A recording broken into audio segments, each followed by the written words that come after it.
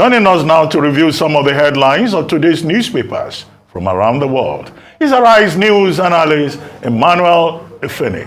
Great Malabar. Good morning, Ruben. Thank God it's Friday. Yes, it's Friday. You are sitting on that chair that a genius just vacated. Good morning, Ayo. Good morning, Rufai. A genius sat on the chair I used to sit every morning.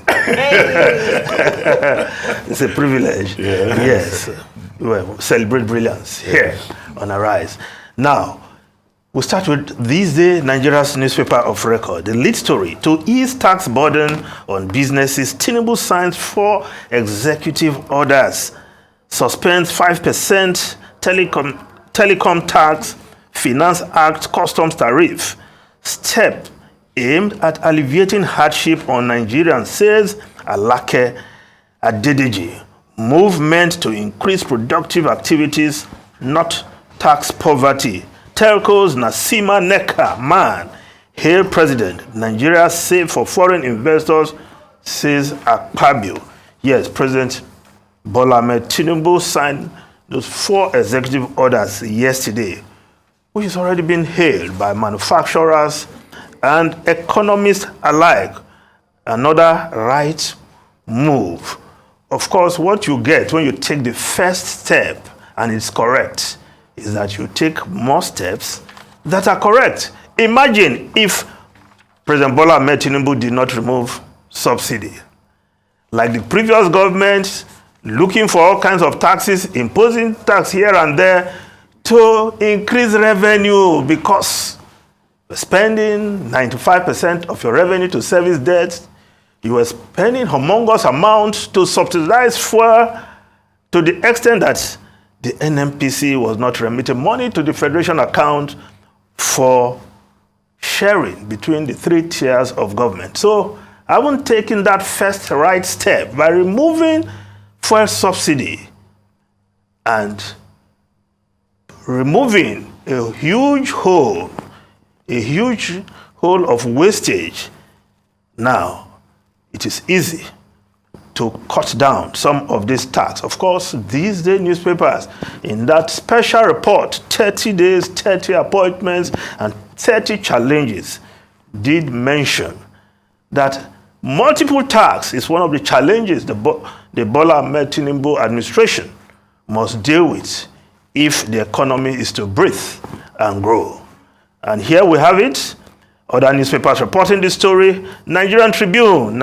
Tinubu suspends Buhari's tax policies, signs 4 executive orders, amends Finance Act, suspends 5% excise tax on telecom services. Says further excise rates increases suggests inconsistency. Action will lift economy, save jobs. Nigerian Employers Consultative Association making that statement there. Now, if we look at the Business Day newspaper, of course, the same lead story. Tinubu eases throttle on taxes, charges on vehicles, beers, phone calls, others on hold. Now, the Daily Trust newspaper reporting that story: Tinubu suspends 5% telecom vehicle import tax orders.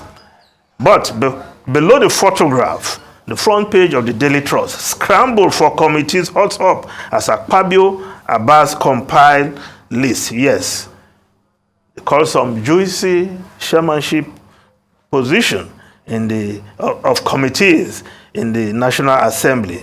Of course, you can expect the jostle is hotting up, according to this report. Now, the Punch newspaper: rising inflation, private sector demands more waivers as Tinubu suspend taxes.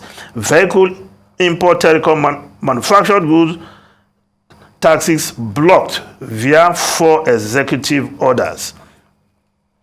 Now, the Daily Sun newspaper, we look at the story below the photograph. Daily Sun newspaper: I will solve security challenges. Tinubu pledges to address welfare, funding, equipment, other constraints faced by the military.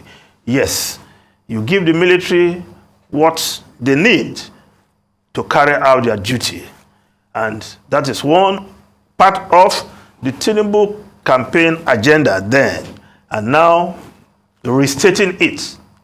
Now, we need to see the doing of it, pledge to address welfare, the welfare of officers, funding of the military, getting equipment, of course, and other constraints being put in place that are in place, deterring or, yes, that has been hampering the military from crushing the terrorists, the bandits. Yes, last year, recall, the president then, Muhammadu Buhari, saying, I've given the military free hand to go out there and crush terrorists and bandits. And we just hope the military will do the needful. There's no reason why the Nigerian military cannot dominate all the forests. Yes, we pick that term from one of our guests, a military, a retired military person, that there's no reason why the Nigerian military cannot dominate all the forests, whether it is Sambisa or somewhere in Niger State or even in Zamfara. The Nigerian military should be able to dominate, and the president has promised to give them everything needed to do the job. Now, the New Telegraph newspaper, now the story below the photograph, New Telegraph, Senate to probe Kano, Abuja Airport's concession. Yes, those concessions were done in the twilight of the Buhari administration, and they were done in a hush and rush manner.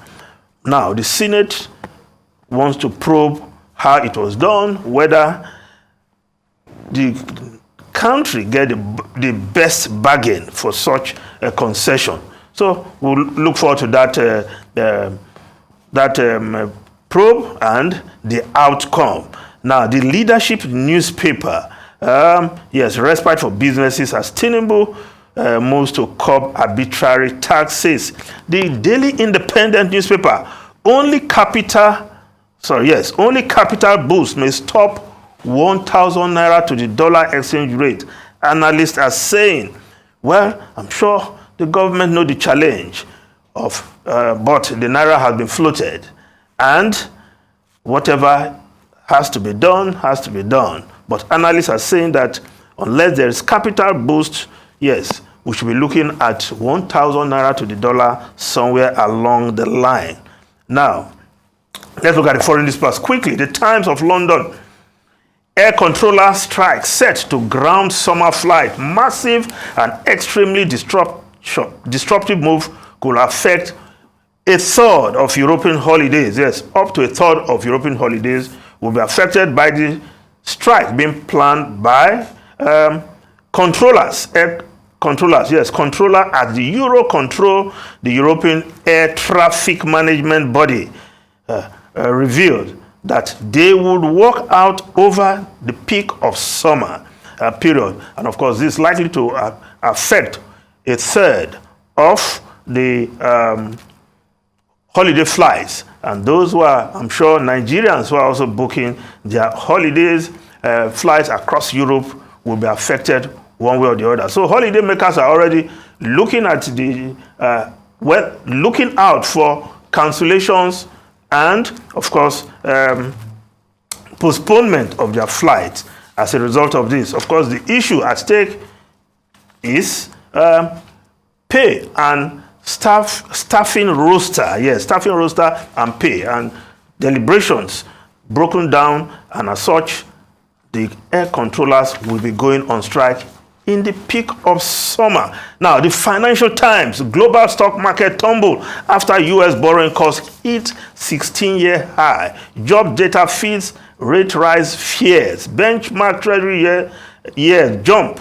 FTSE 1000 suffer 2.2% drop. Of course, investors sold their shares and bonds across the world yesterday, responding, of course, to the report of U.S. gain 497,000 private sector jobs, which the report just came out, and of course it's affecting the way investors are responding. Ruben Rufai and Ayo. Okay, a couple of things. First, before I start, I'd just like to remind all of us that today makes it exactly 25 years Bashir M.K. Abiola passed, and may his soul continue to rest in peace. 7th of July 1998 it was. And it was exactly about a month and a day after, we all know, General Sonia Abacha passed on the 8th of June. And I mean, we've said a lot about democracy. Most of what we enjoy today was a result of the fight of Bashir MKO Abiola. And finally, we've had uninterrupted democracy for over 20 years, and we're excited about it, but we can also improve. And that's why I'm going to segue into the conversation about the economy. We have constantly argued that, yeah, all these reforms are good, but if you don't increase the productive capacity of any economy, you'll have problems. And that's why experts are saying that it might go up to 1,000 if we don't increase productivity. How do we increase productivity? Sorting out these multiple taxation problems. Government should actually invest in infrastructure to create an enabling environment. When we say create an enabling environment for business, it means infrastructure. Things like power and the likes, things like that should be working. Create an enabling environment, have security in place. Also, removing the red tape, the bureaucracy, the bottlenecks. Because most of this bureaucracy that impedes business is done by government officials themselves. And it makes our country look bad. And if we can do this and a lot more, we'll be able to increase productivity to an extent that we can get more revenue. I keep saying the problem is we're not getting enough dollar in. Just imagine if a company like Apple that is worth over 3 trillion is a Nigerian company. Just imagine the kind of revenue in dollars that we will have. So let us do better and let us grow our economy. We have projects, we can do it. All right, very quickly, just to spotlight the headline in The Guardian around the Nigerian Association of Resident Doctors saying that they want to review, they want a 500% wage increase. This is up from the 200% earlier asked for when they embarked on a 7-day, or was it 5-day working warning strike during the Buhari administration. And, you know, people had said that what was the purpose of that strike, since they knew that particular administration was coming to an end and they didn't have a lot to bargain and there wasn't a lot of impact that could make. And now they're saying they've opted. Now they want 500%. You can understand that. Post-fuel subsidy removal, you can understand that. So perhaps they should have made that deal previously, but just to highlight that. Anyway, we have to go. But I thought I heard you saying that concessions were done in a hush and rushed manner. I don't remember. I was trying to check which newspaper had that on its front page. How do you do concessioning in a hush and rush manner? Is it that, you know, the bids were not advertised or pre-qualified? Those are the questions to ask, even when you're asking for a probe. No, the National Assembly has said that they are going to probe it. That's yeah, they can probe. Yeah. You said it was done in a hushed. No, it was done in the twilight of the Buhari administration, last minute. It was a last minute matter. Well, I thought the process took about a whole year. No, but we've always done concessions like that. If you remember the other cases.